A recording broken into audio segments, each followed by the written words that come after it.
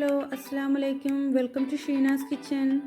അപ്പോൾ ഇന്ന് ഞാൻ വന്നിരിക്കുന്നത് ഒരു സ്പെഷ്യൽ റെസിപ്പി ആയിട്ടാണ്, എഗ് ചില്ലി. അപ്പോൾ നമുക്ക് ഇതെങ്ങനെ ഉണ്ടാക്കുന്നതെന്ന് നോക്കിയാലോ. അതിനായിട്ട് ഞാനിവിടെ ഒരു 5 മുട്ട പുഴുങ്ങിയെടുത്തിട്ടുണ്ട്. ഇത് നമുക്ക് നെടുകെ മുറിച്ച് വെക്കണം. അതിനുശേഷം നമുക്കൊരു ക്ലീൻ ആയിട്ടുള്ളൊരു ബൗൾ എടുക്കാം.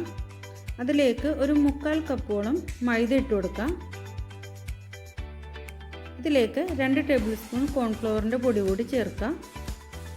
അതിനുശേഷം 1 ടീസ്പൂൺ മുളക് പൊടി, ആവശ്യത്തിന് ഉപ്പ്, പിന്നെ ഒരു നുള്ളു കുരുമുളക് പൊടി. അതിനുശേഷം നന്നായിട്ടൊന്ന് മിക്സ് ചെയ്യാം. ഇനി നമുക്കിതിലേക്ക് ചേർക്കേണ്ടത് ഇഞ്ചി വെളുത്തുള്ളി ചതച്ചതാണ്. അതിനുശേഷം വീണ്ടും ഒന്നുകൂടി മിക്സ് ചെയ്ത് കൊടുക്കാം. ഇനി നമുക്ക് ഇതിലേക്ക് ആവശ്യത്തിനുള്ള വെള്ളം കുറേശ്ശെ ചേർത്ത് ഒന്ന് മാവ് പരുവത്തിലാക്കി എടുക്കണം.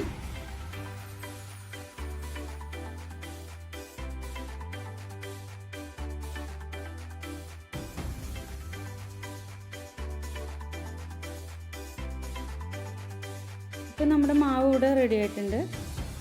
ഇനി ഒരു പാൻ അടുപ്പത്ത് വെച്ച് ആവശ്യത്തിന് വെളിച്ചെണ്ണ ഒഴിക്കാം. വെളിച്ചെണ്ണ നന്നായിട്ട് ചൂടായി കഴിയുമ്പോൾ നമുക്ക് മുട്ടയുടെ പകുതി ഓരോന്നായിട്ട് മാവിൽ മുക്കി ഫ്രൈ ചെയ്തെടുക്കണം.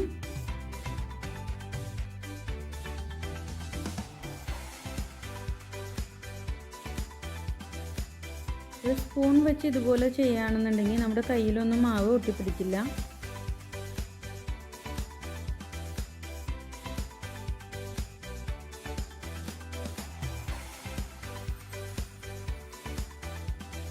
അപ്പോൾ നമുക്കിനി ഇതൊന്ന് മൂടി വെച്ചിട്ട് വേണം ഫ്രൈ ചെയ്യാൻ. കാരണം മുട്ട ആയതുകൊണ്ട് ചിലപ്പോൾ വെളിച്ചെണ്ണ കിടക്കുമ്പോൾ ചെറുതായിട്ടൊന്ന് പൊട്ടിത്തെറിക്കാനൊക്കെ സാധ്യതയുണ്ട്.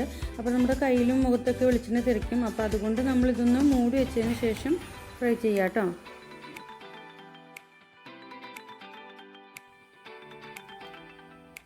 നമുക്കിത് ഫ്രൈ ആയി കിട്ടിയിട്ടുണ്ട്. ഇനി ഇത് കോരി മാറ്റാം. ഇനി അടുത്ത ബാച്ച് ഇട്ട് കൊടുക്കാം. അതും കൂടെ ഇതുപോലെ ഫ്രൈ ചെയ്തെടുക്കാം.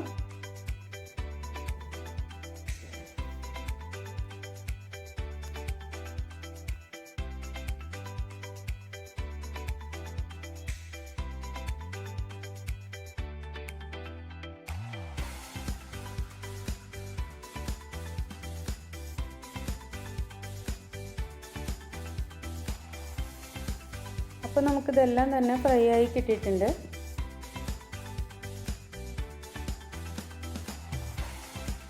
ഇനി നമുക്കൊരു ക്ലീനായ ബൗളിലോട്ട് 2 ടേബിൾ സ്പൂൺ കോൺഫ്ലവർ ഇട്ട് കൊടുക്കാം. ഇതിലേക്ക് കുറച്ച് വെള്ളം ഒഴിച്ച് ഒന്ന് മിക്സാക്കി എടുക്കാം.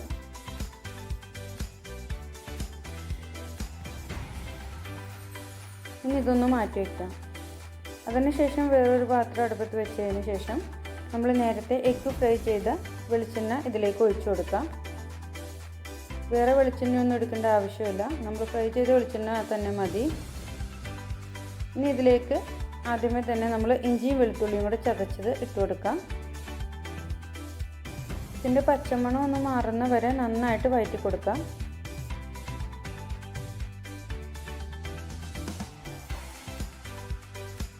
ഇനി ഇതിലേക്ക് ഒരു 4 സവാള വലുതായി നുറുക്കിയത് ഇട്ട് കൊടുക്കാം. സവാള നന്നായിട്ട് വഴറ്റി കൊടുക്കാം. സവാള ഒന്ന് വാടി കഴിയുമ്പോൾ തന്നെ നമ്മൾ നുറുക്കി വെച്ചിരിക്കുന്ന വെളുത്തുള്ളി ഇതിലേക്ക് ഇട്ട് കൊടുക്കണം.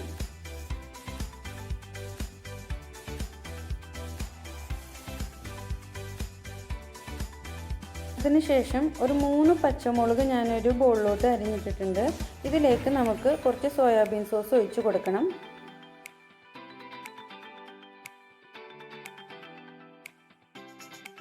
ഇനി ഇത് സവാളയുടെ കൂട്ടിലോട്ട് ഇട്ട് കൊടുക്കാം. അതിനുശേഷം നന്നായിട്ടൊന്ന് വഴറ്റി കൊടുക്കാം. ഇതിലേക്ക് 1 ടേബിൾ സ്പൂൺ മുളക് പൊടി കൂടി ഇട്ട് കൊടുക്കാം. ഒരു നുള്ള് കുരുമുളക് പൊടിയും കൂടെ ഇട്ട് കൊടുക്കാം. അതിനുശേഷം നന്നായി വഴറ്റാം. ഇനി നമുക്ക് ഇതിലേക്ക് ചേർത്ത് കൊടുക്കേണ്ടത് ചില്ലി സോസാണ്. ഒന്ന് മിക്സ് ചെയ്തതിന് ശേഷം നമുക്കിതിലേക്ക് ടൊമാറ്റോ സോസും കൂടെ ഒഴിച്ചു കൊടുക്കണം.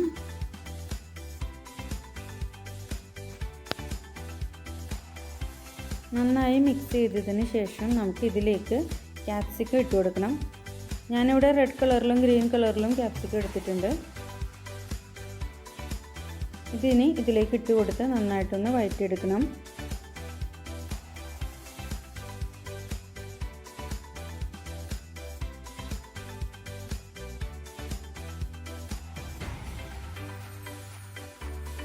ഇനി നമുക്ക് ആവശ്യത്തിന് ഉപ്പും കൂടെ ഇട്ട് കൊടുത്ത് നന്നായിട്ടൊന്ന് വഴറ്റി കൊടുക്കാം. ക്യാപ്സിക്കം ഇട്ടതിന് ശേഷം ഒരുപാട് നേരം കുക്കാവേണ്ട ആവശ്യമില്ല. ഇനി നമുക്ക് നേരത്തെ കലക്കി വെച്ചിരിക്കുന്ന കോൺഫ്ലോറിൻ്റെ മിക്സും കൂടെ ഇതിലേക്ക് ആഡ് ചെയ്യണം. ഇനി നമുക്കിതിലേക്ക് ഫുഡ് കളർ ചേർത്ത് കൊടുക്കണം. കളർ ചേർത്ത് കൊടുക്കണമെന്നൊരു നിർബന്ധമില്ല കേട്ടോ, അതൊക്കെ അവരവരുടെ ഇഷ്ടം പോലെ ചെയ്യാം. ഞാനിപ്പോൾ ഫോട്ടോ എടുക്കുമ്പോഴൊക്കെ ഒരു കളറ് വേണമല്ലോ, അതിന് വേണ്ടിയിട്ടാണ് കളർ ചേർത്തത്. ഇനി നമുക്കിതിലേക്ക് ഫ്രൈ ചെയ്ത് വെച്ചിരിക്കുന്ന എഗ്ഗ് ഓരോന്നായിട്ട് ഇട്ട് കൊടുക്കണം.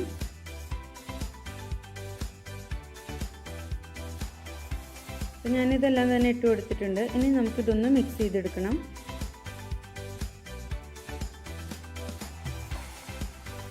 അപ്പോൾ ഞാൻ നന്നായിട്ട് മിക്സ് ചെയ്തെടുത്തിട്ടുണ്ട്. അപ്പോൾ നമ്മുടെ എഗ് ചില്ലി ഇവിടെ റെഡി ആയിട്ടുണ്ട്. ഇനി ഞാനിതൊരു ബൗളിലോട്ട് മാറ്റാണ്.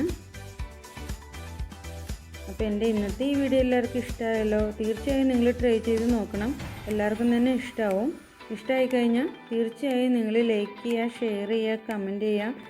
ഇൻഷാ അല്ലാഹ് മറ്റൊരു പുതിയ റെസിപ്പി ആയിട്ട് ഞാൻ ഉടനെ തന്നെ വരുന്നതായിരിക്കും. Thanks for watching.